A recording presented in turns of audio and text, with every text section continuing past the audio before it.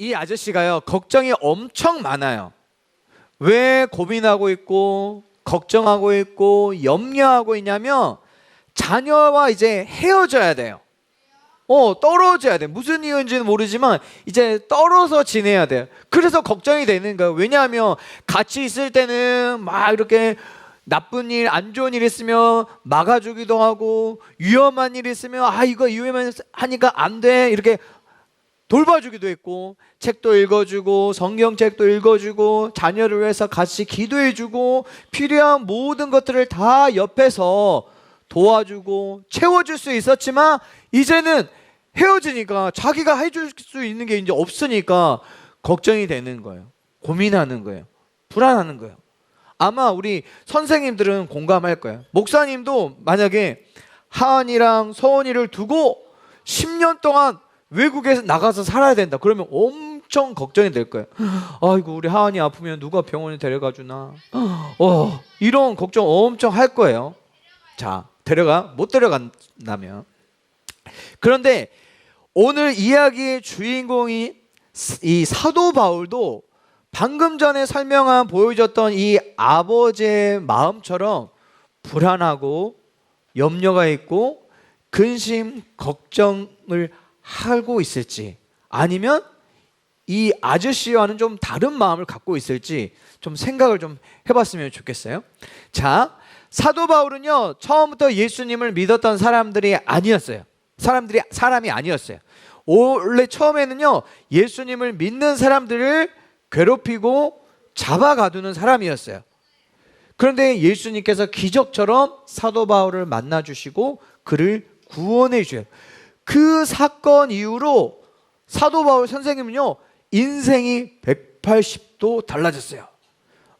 홍해설, 너 예수 믿지? 너 잡아갈 거야, 이랬던 사람이 예수님을 딱 만나고 나니까, 여러분 예수님 믿어야 돼요. 예수님 진짜 있습니다. 예수님께서 우리를 구원하기 위해서 십자가에서 죽으시고 3일 만에 부활했어요. 여러분 예수님 믿으세요. 방금 전까지만 해도 너 예수 믿지? 이랬던 사람이 이렇게 바꿔진 거예요. 그래서 유럽 곳곳을 다니면서 예수님의 복음을 전하고, 그로 인해서 예수님을 믿는 사람들이 생겨나고, 그리고 교회가 세워졌어요. 오늘 어떤 교회 성도들에게 작별 인사를 하고 있는 장면이거든요. 예배소 교회 성도들에게 이제 작별을 할 때가 왔어요. 3년 동안 정말 열심히 하나님의 말씀을 가르쳤어요. 슬플 때도 같이 있고요, 즐거울 때도 같이 있고요, 잠도 같이 자고요, 밥도 같이 먹고요, 놀러도 같이 가요. 얼마나 행복하고 얼마나 친밀했던 시간이었겠어요? 그런데 이런 예배소 성도들과 어떠해야 돼요? 이제 헤어져야 되는 거, 빠이빠이. 가야 돼요. 어쩔 수 없이 가야 돼. 예루살렘으로 옮겨가야 돼요. 아이고, 이제 나 가버리면 이 사람들에게 누가 하나님의 말씀을 가르쳐 줄까? 고민하고 있을 때 그 고민 누가 들어줄 수 있을까? 걱정하고 불안해할 때 이 사람들에서 누가 기도해 줄 수 있을까? 나는 이제 못하는데, 이렇게 걱정하고 불안하고 염려했을까요? 그렇지 않은 것 같아요. 사도 바울 선생님은요, 에베소 교회 성도들에게 뭐라고 마지막으로 인사를 하냐면, 주와, 여기서 주는 하나님이에요, 하나님과 그 은혜의 말씀에 여러분을 부탁합니다. 자기는 떠나고 없지만, 이제 도와줄 사람이 없지만, 이 예배소 교회 성도들을 지금 누구에게 부탁하는 거예요? 하나님께 부탁하는 거예요. 하나님의 말씀에 부탁하는 거예요. 왜냐하면 사도 바울은 예배소 교회 성도들을 떠나지만, 하나님은 떠나요, 안 떠나요? 안 떠나요. 목사님도 언젠가 너희들을 떠날 거고, 너희들도 언젠가는 목사님을 떠날 거야. 6학년 손 들어보세요. 이제 며칠 있으면 중동부로 떠나잖아요. 중동부로 떠나요. 잘 가세요. 가버리잖아요. 언젠가는 다 떠나버려요. 영원할 것 같지만 우리의 만남도 언젠가는 다 떠나요. 사랑하는 우리 부모님도 언젠가 우리 친구들 떠날 것이고, 지금 선생님들도 떠날 것이고, 정말 친했던 내 친구들도 언젠가는 우리 친구들의 곁을 떠나요. 그런데 누구만 안 떠나요? 하나님은 안 떠나요. 하나님은 안 떠나요. 그리고 우리를 키우고 도와주고 자라나게 하는 것은 어떤 사람이 아니에요. 시스템이 아니에요. 누가 우리를 키워가세요? 하나님께서 키워가시는데, 하나님은요 어떤 방법을 통해서 우리를 키워가시고 세워가시냐면 말씀을 통해서 우리 친구들을 만들어가세요. 키워가세요. 세워가세요. 우리 친구들, 멀리 있는 친구들 보일지 모르지만 여기 기록된 우리 말씀 한번 같이 한번 읽어봅시다. 시작. 우리는 진흙이요 주는 토기장이시니 우리는 다 주의 손으로 지으신 것이니이다. 우리가 뭐래요? 진흙이래요. 진흙. 쓸모없잖아요. 아무 의미 없는 진흙이에요. 그런데 이 진흙이 하나님의 손에 의해서 어떤 걸로 빚어지는 거예요? 좋은 그릇으로 빚어지는 거예요. 쓸모있는 그릇으로 빚어지는 거예요. 그런데 이 빚을 때 하나님께서 어떤 것을 통해서 우리를 빚어가시냐? 말씀을 통해서 우리를 빚어가세요. 그래서 하나님은 토기장에게 돼서 진흙 같은 우리의 인생을 무엇으로 고개 들고 앞에 보고 무엇으로? 하나님의 말씀으로 빚어가시는 거예요. 하나님의 말씀으로 요 모양으로 빚어가시며 요렇게 그릇이 빚어지는 것이고, 또 다른 하나님의 말씀으로 요쪽으로 빚어가시며 요렇게 만들어지는 거예요. 그것을 무엇으로 한다? 하나님의 말씀으로 한다. 목사님이 되기 전에 청년이었을 시절에 우리 교회 전갑정 목사님이라는 분이 계셔요. 이분에게 처음 하나님의 말씀을 들었어요. 하나님의 말씀을 목사님에게 가르쳐줬던 분이세요. 그리고 목사님에게 세례를 주셨던 분이세요. 이분 지금 목사님, 손수영 목사님 따라다니면서 목사님을 가르쳐 주시나요? 하나님의 말씀 전해 주시나요? 기도해 주시나요? 아니요. 지금 헤어져 있잖아요. 떨어져 있잖아요. 지금은요 이렇게 나이가 드셨어요. 머리 하얀 백발이 되셨어요. 이번에 명절에 가서 또 우리 서원이 기도도 해주고 우리 하은이 기도도 받고 왔어요. 목사님이 1년에 2번 가요. 추석이랑 설날 때 선물 들고 항상 찾아가거든요. 목사님에게 하나님의 말씀을 전하고 고민 있을 때마다 고민 들어주시고 목사님을 위해서 같이 기도해 주셨던 이 정갑정 목사님은요 이제 나이가 들어서 목사님 따라다닐 수 없어요. 떠나버렸어요. 같이 있을 수가 없어요. 1년에 2번밖에 못 만나요. 그런데 하나님이 누구와 함께? 목사님과 함께 하시면서 말씀을 통해서 손수영이라는 사람의 인생을 빚어가시는데, 목사님이 예수님을 믿지 않았을 때 하나님께서 이 이사야 말씀을 통해서 목사님을 구원해 주셨어요. 수영아, 내가 너를 구원했어. 내가 너를 지명해서 이제 너 내 거야. 다른 사람들이 뭐라고 해도 내 눈에는 수영아, 네가 보배롭고 존귀하게 보여. 내가 너의 하나님이야. 이 말씀 하나를 들려주심으로 목사님을 구원해 주셨어요. 예수님을 믿지 않았던 목사님을 예수님 믿어지게 만들어 주셨어요. 지옥에 가는 줄도 몰랐던 목사님을 천국 가는 사람으로 바꿔주신 거예요. 딱 하나님의 사람이 되었어요. 또 다른 말씀을 통해서 나는 이제 이런 인생을 살아야지 결단하게 됐던 말씀이 바로 누가복음 4장 18절에서 19절 말씀이에요. 주의 성령이 내게 임하셨으니 가난한 자에게 복음을 전해서 보로된 자에게 자유를, 눈먼 자에게 다시 보게 하고 눌린 자를 자유롭게 하고 주의 은혜를 전파하는 그런 사람이 나는 되고 싶어. 목사님에게 앞으로 살아갈 꿈이 생긴 거예요. 무엇을 통해서? 말씀을 통해서. 그래서 목사가 되기로 결정을 한 거예요. 목사님을 지옥에 가고 있었던 사람을 천국 가는 사람으로 구원해 주셨던 것도 말씀이고, 나는 이제 이런 인생을 살 거야, 이런 꿈을 가질 거야, 이런 사람이 될 거야 라는 것도 무엇을 통해서 하나님께서 빚어가시는 거예요? 말씀. 그래서 말이 인생을 만들어가요. 따라서 한번 외쳐봅니다. 말이 인생을 만들어갑니다. 목사님뿐만 아니에요. 유태현 박사님이라는 분이 계셔요. 집이 진짜 가난했어요. 고등학교 때는 공부도 하고 싶지, 근데 돈이 없었으니까 낮에는 신문팔이, 구두 닦기 해서 돈을 벌어야 했어요. 그랬는데 어떻게 해서 건국대학교에 이제 들어가게 됐는데, 이 유태영이라는 청년에게 마음속으로 들었던 생각이, 왜 우리나라는 이렇게 가난할까? 왜 이렇게 농축업이 이게 발달하지 못했을까?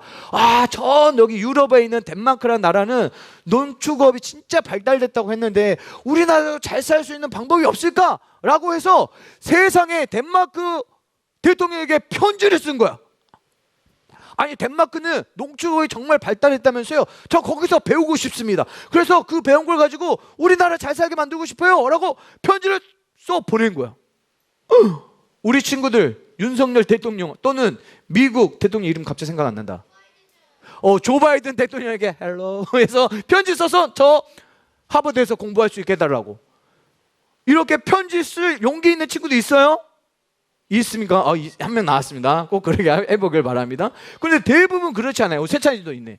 그런데 이 유태영이란 청년이 이런 생각, 이런 용기, 담대함이 어디서 생겼냐면, 시골에 살다가 부모님이 이제 다 우리 이제 서울로 이사 가자, 여기서는 도저히 답이 없다, 서울 가자 해서 서울 올라갈 때 다니던 교회 전도사님께 이제 작별 인사를 하는 거야. 전도사님, 저희 집 서울로 다 이사 가게 됐어요. 저 이제 다음 주부터 못 나와요. 빠이빠이 이러고 갔는데, 전도사님이 이 유태영이라는 아이 손바닥에 하나님의 말씀을 딱 써줬는데, 그 말씀이 바로 빌립보서 4장 13절 말씀. 내게 능력 주시는 자 안에서 내가 모든 것을 할 수 있느냐. 이 빌립보서 4장 14절 말씀을 딱 적어준 거야. 이게 이 유태영이라는 아이의 인생을 빚어가는 거예요. 내게 능력 주신 자 안에서 못할 게 없는데, 아니 뭐 대통령께 편지 못 쓸 게 뭐 있어, 답장 안 해주면 그만이지. 담대함이 있었던 거예요. 뭐 때문에? 이 말씀 때문에. 그래서 무엇이 인생을 만들어간다? 말이 인생을 만들어간다. 여름 연합수련회 때 참여했던 친구들, 이 사람 누구예요? 그렇죠, 신창호. 이 꿈 많고 운동신경도 좋았어. 만약에 운동을 배웠다면 인생이 달라질 수도 몰라. 그런데 이 꿈 많던 이 소년이 어떻게 이런 나중에 범죄자가 됐느냐? 바로 말 한마디 때문이에요. 돈 안 가져왔는데 뭐하러 학교 왔어? 야, 빨리 꺼져. 이걸 누가 했냐? 이 신창원이 학교를 다닐 때 학교 선생님이 했단 말이에요. 신창원에게. 학교에 대한 제출에 돈이 있었나 봐요. 그런데 집이 너무너무 가난하니까 돈을 못 가져가고 내지를 못하는 거야. 우리 여기 초등부 선생님, 우리 친구들이 만약에 선생님이라면 가정 형편이 어려우니 뻔히 아니까, 그래 선생님이 대신 내줄게 라고 했을 거야. 그런데 이 선생님은 그렇지 못했나 봐요. 돈을 안 가져오는 신창원을 보고, 야, 뭐하러 학교 왔어? 돈도 안 가져올 거죠. 빨리 꺼져. 나중에 이 신창원이 감옥에 가고 거기서 책을 썼는데, 그때 뭐라고 썼느냐? 선생님께 이 말을 들었을 때 이 사람의 표현이에요. 내 마음에 악마가 생긴 것 같다. 유태영 박사님은 아무것도 없는 가난한 인생이었지만 전도사님이 전해준 빌립보서 4장 13절의 말씀을 듣고 그의 인생이 달라졌는데, 이 신창원이라는 어린이는, 학생은 선생님의 이 폭언에 의해서 잘못된 쪽으로 인생이 완전히 바뀐 것을 우리가 볼 수 있어요. 그래서 말이 정말로 중요합니다. 인생은요, 두 길밖에 없어요, 여러분. 세 번째 길, 네 번째 길 없습니다. 하나의 길은 생명의 길일 것이고, 하나의 길은 죽음의 길일 것이고, 하나는 천국 가는 길일 것이고, 하나는 지옥에 가는 길일 거예요. 나머지 길은 없어요. 자, 인생도 마찬가지입니다. 두 인생밖에 없어요. 하나님의 말씀에 의해서 하나님의 말씀대로 빚어지는 인생이 있고, 사람의 말에 의해서, 마귀의 말에 의해서 빚어지는 인생이 있어요. 아담과 하와가 있어요. 하나님의 말씀도 들었어요. 사탄의 말도 들었어요. 그런데 아담과 하와는 누구의 말을 따르기로 결정해요? 사탄의 말을 듣기로 결정해요. 하나님의 말씀을 듣기로 결정했다면 하나님께서 빚어가시는 대로 아름답고 행복한 인생을 지금까지도 살았을 거예요. 그런데 사탄의 말을 따르기로 결정하는 순간부터 엉망의 인생으로 빚어지는 거예요. 우리 친구들, 내가 내 스스로에게 하는 말도 너무 믿지 마세요. 우리 부모님이, 나를 잘 아는 우리 부모님이 나에 하는 말도 너무 믿지 마세요. 선생님이 나에게 하는 말도 너무 믿지 마세요. 틀릴 수가 있어요. 맞는 말도 있지만. 어떤 말이 틀림이 없냐면 바로 하나님의 말씀이 가장 정확해요. 다른 사람도 야, 너 그렇게 멍청해 해도 하나님이 너는 지혜로워 하면 지혜로운 거예요. 그 말씀에 우리가 귀 기울이고 그 말씀을 따라가야 돼요. 그래야 우리가 하나님께서 원하시는 대로 빚어질 수 있는 거예요. 그리고 또는 오늘 말씀은 제목처럼 말씀은 보이는 하나님의 손이에요. 하나님의 손 본 사람 손 들어보세요. 병원 가야 됩니다. 하나님은 보이지 않기 때문에 볼 수가 없어요. 그런데 말씀이 보이는 하나님의 손이 되는 거예요. 내가 힘들 때, 어려울 때 하나님의 말씀이 나를 위로해 주는 손이 되는 거예요. 내가 낙심해서 좌절하고 넘어졌을 때 하나님의 말씀을 읽고 들음으로 하나님께서 쓰러져 있는 우리를 일으켜 주시는 용기의 손이 되는 거예요. 우리가 잘못된 길을 걸어갈 때 막아서 주시는, 우리를 도와주시는 손이 바로 뭐다? 하나님의 말씀이다. 하나님의 말씀. 진흙은요 다 똑같아요. 예수님 믿는 사람들이 안 믿는 사람들이 다 진흙 같은 존재예요. 그런데 하나님께서 우리의 인생을 빚어가시면 우리는 복된 그릇이 되는 줄 믿습니다. 그리고 말씀을 통해서 빚어가세요. 자, 우리 선생님들 창세기 1장 1절부터 요한계시록 마지막 절까지 모든 구절을 다 은혜를 받으셔서 지금 신앙생활 하시나요? 그런 사람 없어요. 우리 선생님들 인생을 바꿔버린 한 말씀이 있잖아요. 그것 때문에 우리가 지금 신앙생활 하고 있는 거 아닙니까? 여러분도 여러분의 인생을 뒤바꿔 놓는 그 하나님의 생명의 말씀 한 구절이 있기를 바랍니다. 그러려면 어떻게 해야 돼요? 보물 가지고만 있으면 뭐해? 다 똥이야.